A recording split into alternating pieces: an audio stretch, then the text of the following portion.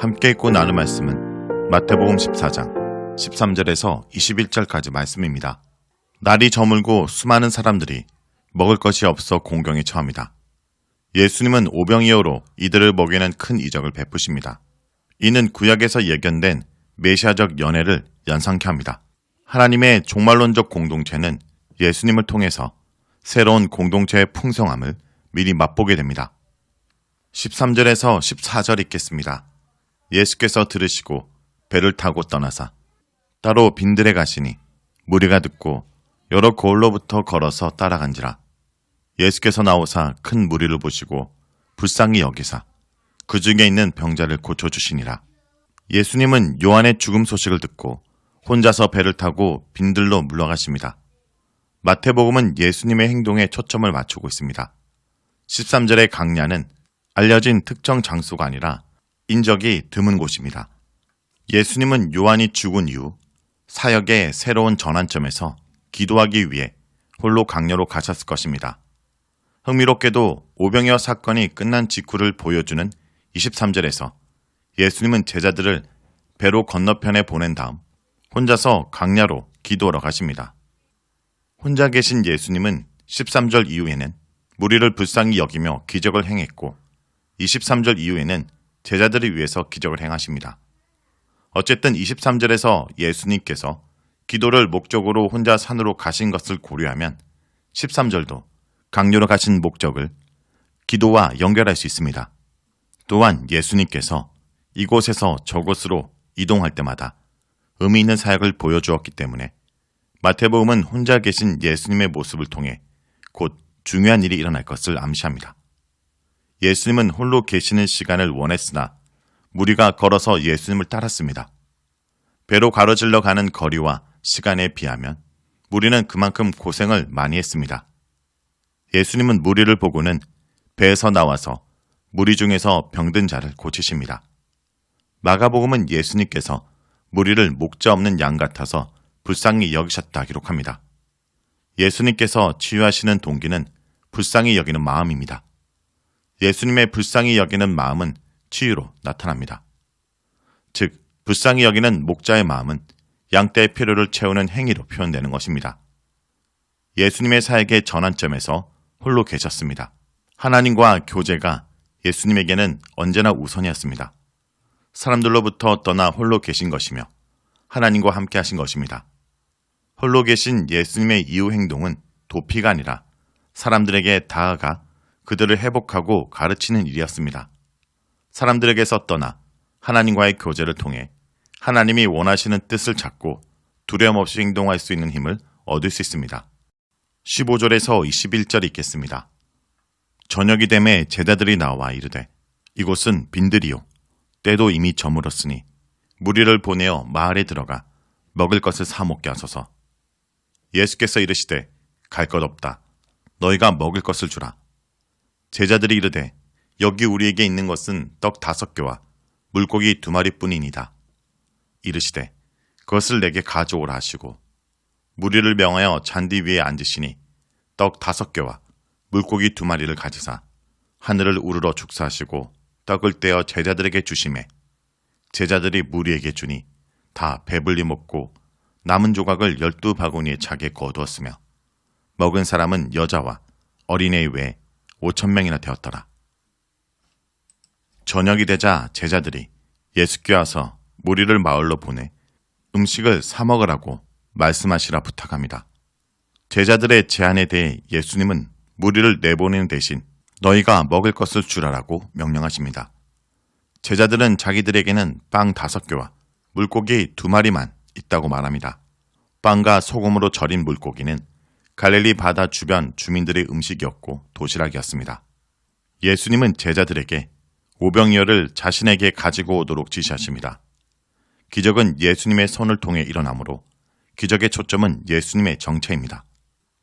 예수님은 무리를 잔디 위에 앉히고 빵 5개와 물고기 2마리를 들고 하늘을 보며 축사하십니다. 예수님께서 하늘을 우러러 보신 것은 기도하시는 모습입니다. 축사하다 라는 단어 일로게오는 하나님께 감사하다 라는 뜻입니다. 예수님의 감사는 유대인의 간습에서 아버지가 식사 기도를 할 때 하나님께 감사드리는 모습을 떠올리게 합니다. 예수님은 빵을 떼서 제자들에게 주십니다. 제자들이 무리에게 줍니다. 예수님은 무리를 불쌍히 여기는 목자로서 무리를 잔디 위에 앉혀 먹이십니다. 빈들에 있던 모든 사람들이 배불리 먹고 남은 조각이 12바구니에 찼습니다. 여자와 어린이를 제외한 숫자가 5,000명이었을 정도로 많은 사람들이 먹었습니다. 헤롯의 사치스러운 잔치는 의인을 죽이는 결과를 낳았지만 잔디에서 소박한 만찬은 사람들을 만족시킵니다. 예수님과 함께 식사를 하는 모습은 메시아와 함께 누릴 잔치를 미리 맛보는 장면입니다. 하나님이 자기 백성을 풍성히 먹이시는 것은 이스라엘이 소망한 것입니다. 이처럼 하늘나라는 하나님이 베푸신 잔치를 누리는 나라로서 이사야 25장 6절에 만군의 여호와께서 이 산에서 만민을 위하여 기름진 것과 오래 저장하였던 포도주로 연회를 베푸시니 라는 아름다운 그림을 떠올립니다. 오병이어 사건은 주의 만찬과 여러 가지 점에서 비슷합니다.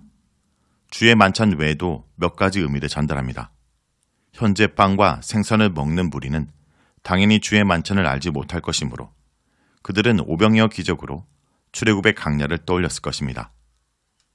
독자들은 오병이어 사건을 주의 만찬과 연결하면서도 현장에 있던 무리와 제자들의 입장에서는 애굽에서 해방된 백성이 강야에서 하나님이 내려주시는 음식을 먹었던 장면을 떠올렸을 것을 생각할 필요가 있습니다.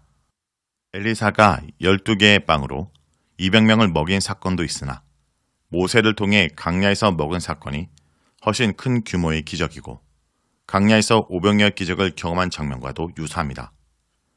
특히 출애굽의 백성이 강야에서 중개자 모세를 통해 빵을 배불리 먹은 장면은 본문의 기적과 유사합니다. 유대 문헌에는 메시아 시대에 만나가 다시 내려올 것이라는 기대감이 있었습니다. 만일 출애굽의 강야에서 벌어졌던 기적이 갈릴리의 강야에서 일어난 사건의 모형이라면 무리는 지금 배고픔을 해결해주는 메시아 시대에 참여하고 있는 것이 됩니다. 오병이어 사건은 여러 가지 입장에서 해석할 수 있습니다. 첫째, 오병이어 사건은 주의 만찬을 상징합니다. 교회는 주의 만찬을 기념하는 공동체이며 이 행위를 통해서 종말론적 잔치를 땅에서 경험합니다. 남은 음식이 12바구니를 채우고 남은 것처럼 교회를 위한 주의 만찬은 부족함이 없습니다. 주의 만찬은 아버지의 나라에서 즐길 감격에 미리 참여하는 사건입니다. 둘째, 예수님께서 가져오신 하늘나라는 예수님께서 마련하신 하늘의 잔치입니다. 배고픔은 인격을 가진 인간을 우울하게 만드는 핵심적인 요인입니다. 무엇보다 식민 통치와 폭압 정치로 궁핍을 피할 수 없었던 강야 백성에게 배고픔은 더욱 처절한 현실로 다가옵니다. 이사야 61장 1절에서 2절에 주의 종을 통해 실현된 치유와 풍성함의 나라를 예고한 것처럼 이사야 25장 6절에서 하나님이 백성을 위해 연회를 마련해 주실 것을 기대한 것처럼 예수님은 넓은 강야를 만찬의 자리로 바꿔서 수많은 백성의 배고픔을 해결해 주신 것입니다. 예수님의 나라는 하늘의 잔치와 같습니다. 셋째, 본문은 예수님의 절대적인 권위를 강조합니다. 독자들은 14장 3절에서 21절에 나타난 예수님의 능력을 영적으로만 제한하지 말고 예수님을 생활의 어려움, 즉 신앙적이지 않게 보이는 평상시의 필요에도 반응하시는 분으로 신뢰해야 합니다. 넷째, 예수님의 불쌍히 여기심은 제자들을 통해 전달되므로 교회는 어려움에 처한 사람들의 실제적인 필요를 채우는 일에 긍휼의 마음으로 참여할 필요가 있습니다. 물론 물질적인 것으로 사람을 도울 때 부작용이 생길 수도 있지만 교회는 영적인 부분이 중요하다는 논리에 따라 영과 육을 분류해서 경제적 문제로만 간주하여 수고하는 사람들의 마음을 외면하는 일이 없도록 해야 합니다. 마지막으로 5,000명을 먹인 사건의 초점은 예수님의 긍휼과 능력을 통한 기적입니다. 하늘나라 기적은 사람들이 만든 것이 아니라 예수님께서 마련한 것이며 사람들은 이 나라의 감격에 참여하고 혜택을 누립니다. 자, 여기까지가 마태복음 14장 13절에서 21절까지 말씀입니다. 오늘 말씀을 통해 우리는 무엇을 묵상하고 적용해야 할까요? 하나님은 그 백성을 내버려 두지 않으십니다. 제자들이 예수님을 따라 강약까지 온 무리를 돌려보내자고 하였지만 예수님은 보리떡 5개와 물고기 2마리로 많은 이들을 배불리 먹이셨습니다. 하나님의 능력은 무한하기 때문입니다. 성도 여러분, 예수님을 믿는 사람들은 예수님의 마음을 가져야 합니다. 예수님의 눈을 갖고 예수님의 길을 가져 이 땅에서 헐벗고 굶주린 이들의 고달픈 현실과 탄식을 보고 들을 수 있어야 합니다.